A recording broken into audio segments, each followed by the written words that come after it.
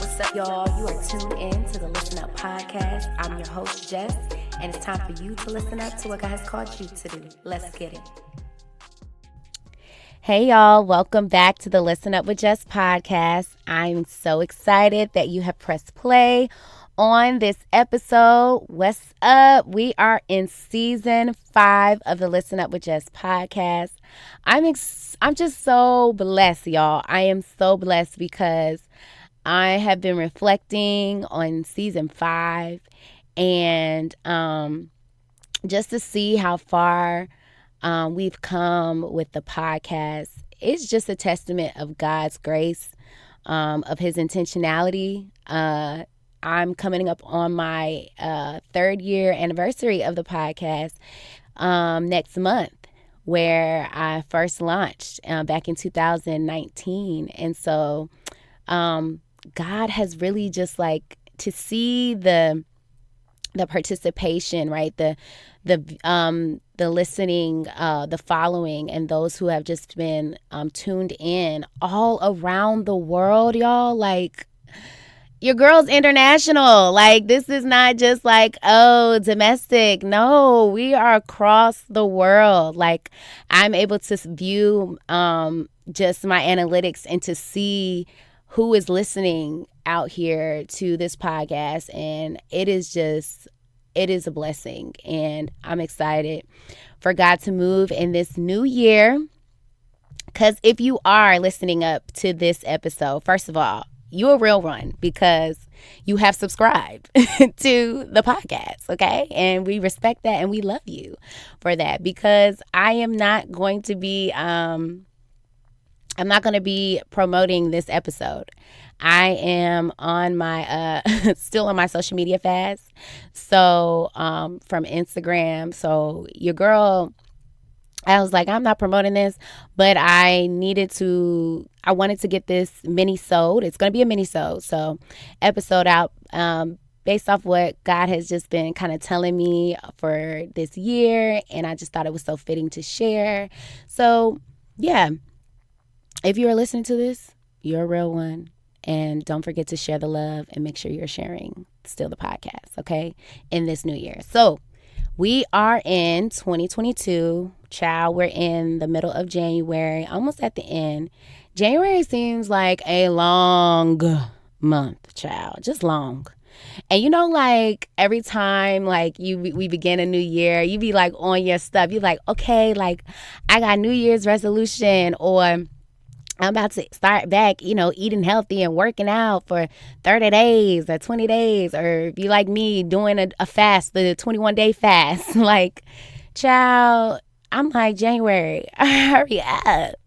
But I'm not going to rush it, because January needs to take its time. Because I feel like every time when February comes, you blink and February is over, and then we hit March, and then it just doesn't stop from there. Like, everything is already booked and busy for this year, and I'm just like, I need it to slow down. So I am going to just be thankful that January is taking its time, okay, out here in the streets. But yeah, child, like, what y'all been doing? Because listen, I've been fasting. I told you guys in my last episode, if you did not check it out, Make Room, okay? That was the last episode for season 4. And I really got deep and personal on that episode. So make sure you check it out. We're talking about how we are making room for, God to come and do what he said he's going to do, right? And that's just through intentional living and having to kind of remove some of the distractions that have been and really allowing God to take up space in our lives, right? We've been taking up space through other temporary things that just have not been beneficial to us. And so that's what that episode is about. And so, and where I'm at right now, it's like, I've been fasting, doing this Daniel fast, child. And some of me and my girlfriends were doing it, and it has been the struggle. Okay. Because I told y'all, I love carbs, me in this entanglement that carbs have is just not, it's not healthy, clearly. But it's not all that bad because I actually eat fairly well, very well, but still. But on top of that, I started back working out, and I've been doing 4 to 5 days a week, and it has been hard, okay? Your girl is tired and sore, and some days I just really want to give up, and I really just want to go and get my favorite fast food, which is Culver's. If y'all have not gone on Culver's, see, folks be talking about Chick-fil-A. Okay, we hear it all the time, but don't sleep. If you are in the South, or I feel like there's probably some up north, Culver's. Mercy God. We thank God for them. Anyways, and their food is just always fresh and delicious. So yes, I be struggling, okay? I do be struggling. But listen, I've been making progress, and but it's been hard. Like, can I be real with y'all? Like, when you are starving your flesh, yo, like literally starving your flesh of every craving that you desire, right? So my cravings, I'll just be real, like I be wanting, like, I'm not even a bread lover, but because I'm intentionally not eating bread, now I want bread. So I'm like, anything like with a sandwich, anything with some French fries, and I love sauces, barbecue sauce, late night cravings of just like some ice cream, anything with sugar at this point. And I'm not even a sugar lover, but I crave sugar. And I've also, since I'm doing the Daniel fast, y'all, like, this is I'm very transparent on here. So, Daniel did not, I realized, I was like, okay, Daniel didn't drink alcohol and he didn't have wine. So I'm like, I'm gonna have to give up the good wine for 21 days. And I can do it because I've done that before. So it's just like, Jessica, stop.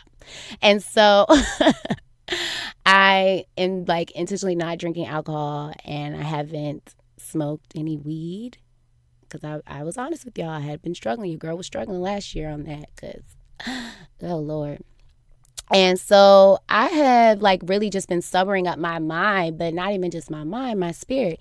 And it's just allowing me to like journal more.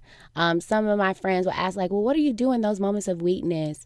Child, I am in the journal, okay? Whenever I start feeling like I need an extra touch and it's not from the Lord, I start journaling, okay? Like, I literally will get out and start writing out all my feelings. I keep a journal, and it's called Letters to Abba.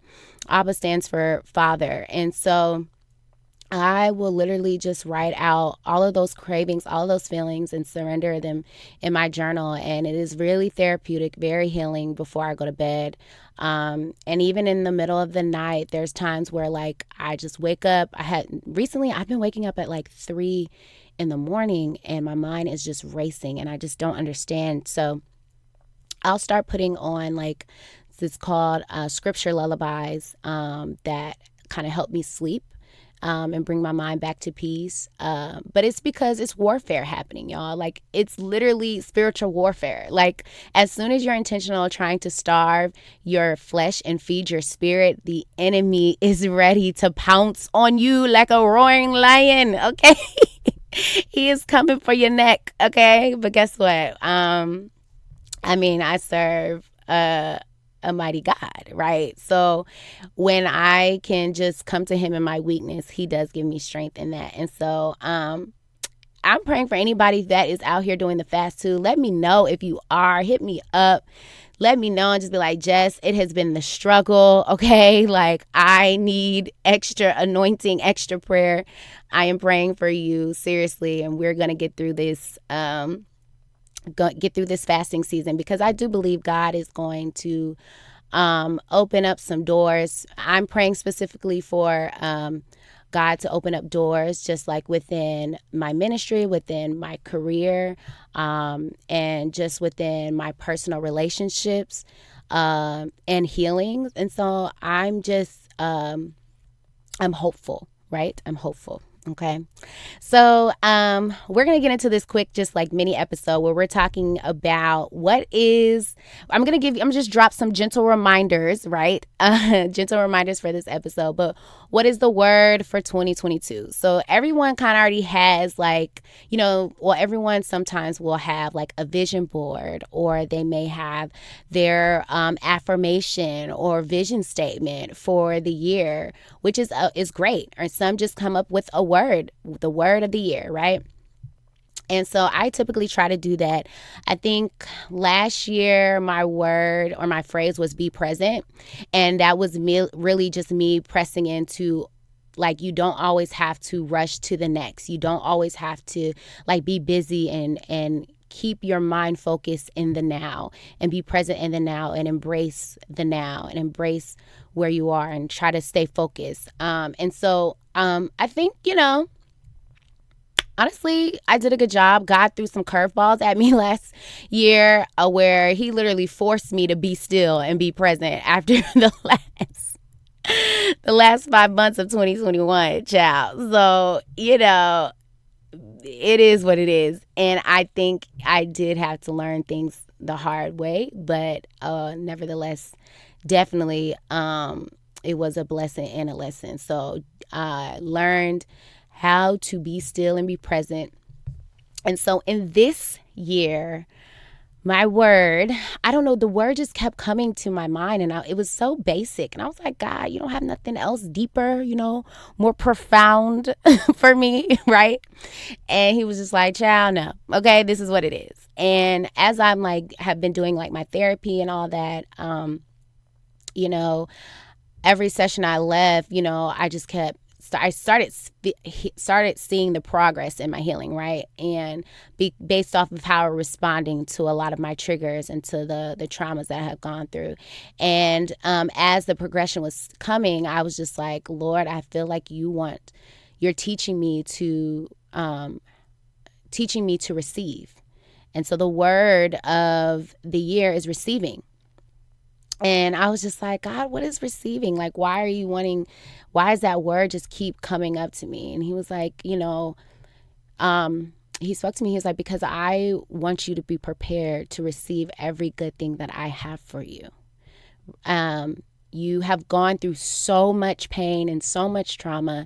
And this life is not meant for you to just always be in the constant healing of that. The progression is by you accepting and receiving what is coming next. And, I'm not big on the whole like, oh, okay, well, now I've gone through my dark times. I'm never going to see that again. And God's just going to bless me with all my heart's desire. And it's like, no, all together, he wants me to be intentional in receiving. So when I looked up the definition of like receiving, it's like to come in possession of, right? And, it's really being able to have an open heart and mind to receive what is for you, right? What is truly for you.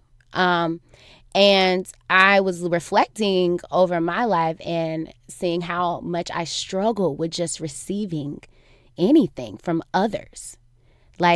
And I realized, dang, you struggle with receiving from others because you also struggle receiving from yourself. So receiving compassion, right? Receiving love, receiving patience, receiving compliments. Like, I struggle with that because I don't receive it well from myself. I don't give myself compassion like I'm supposed to. I don't give myself compliments like I'm supposed to. And so when people are trying to give that to me, it seems my heart is hardened. And I realize my heart is hardened because I have gone through so much pain, because I have gone through a lot of disappointment. I've gone through failed relationships. I've gone through rejection of careers, rejection of people. I've gone through just so many things where I felt like I had to always protect myself first and be self-protectant because, I always had I was always prepared for the letdown, and man was always letting me down in general. And so, God was just like speaking to me and was just like, I know you went through a tough year last year, and I know you had to honestly go through this season, but I want you to know that your pain is not in vain, and that every tough season is on purpose with purpose. So now you're moving in a direction to receive whatever comes your way and be open to it. Remove the hard exterior of self-protecting and allow me to protect you. And it's so hard to really let your walls down, to be open to vulnerability, to be open to accountability, to be open to genuine love and support. And I've had some amazing, amazing people in my life, friends and family, who have really just shown their love and support, their presence, and their prayers. And I need to be open to receiving that. I don't have to be the one that's always giving it and giving it out and being the giver and the giver and the giver. I need to be on the receiving end and not feeling like, oh, nope. To protect myself, I don't want to get that close to you. I don't want to get that vulnerable to you. I don't want to get, that deep with you. Because that's truly not helping me heal, and it's not going to help me grow. And it's not going to allow me to accept the love that God has for me and the people that he's placed in my life and the blessings that he has for me in the future. Like, I have to have a open and a healing heart to receive that, and not a hardened heart. I would really in my past just put up these walls of self-protecting because I just didn't want to be hurt. Before you can hurt me, I'm going to hurt you. And so let's not even get that deeper, that personal, because I'm just afraid. And God is like, I don't want you to live and respond in fear. I want you to live, and I want you to, be able to have life more abundantly and receiving that love that I have for you. And it comes differently. And so just preparing my heart to receive the good and the bad and the ugly, and knowing that God is going to meet me there in each circumstance, in each category that it falls in. He's going to meet me in the good. He's going to meet me in the bad. He's going to meet me in the ugly. He's going to be there. And I don't have to self-protect, because God is my protector. And he will protect me through every season of my life. And so that is my word for this year: receiving, and being open to receive love, be open to receive compassion, be open to receive compliments. I say compliments because, child, I know I'm not the only one. When somebody always compliments you, sometimes it can fall on deaf ears because you don't believe that about yourself. And in order for us to truly embody confidence and to embody freedom living and to move in that, we gotta speak that over us and believe that, so that when somebody else says, Jess, you're beautiful, Jess, you're smart, you're intelligent, Jess, you are a kind person, you're a beautiful soul on the inside and out. I can truly believe that about myself, and then I can receive that compliment, and then I can allow that to help, continue to push me and motivate me, and give me the confidence that I need, and be that, because that's who I am. But it's hard when you don't know how to receive it from others, because you don't even give it to yourself. And so I just want, I want myself to really, be on the receiving end, and not feel like I have to be in control, and allow God to heal my brokenness, allow God to be there in the midst of that pain, but also allow him to bring the blessings, and not feel like I am not deserving of good things, because I am. And so are you. Okay. So that is it for the mini episode. I just hope that you guys receive something out of this, and make sure that you are opening your heart to whatever great opportunities that God has for you. And also be prepared for the detours. Be prepared for the pain that may come. But know that He is going to meet you there right in the midst of it all. All right, y'all. I hope that you guys have an amazing start of the year. We'll be back in February with some new episodes dropping for Listen Up with Jess. Bye.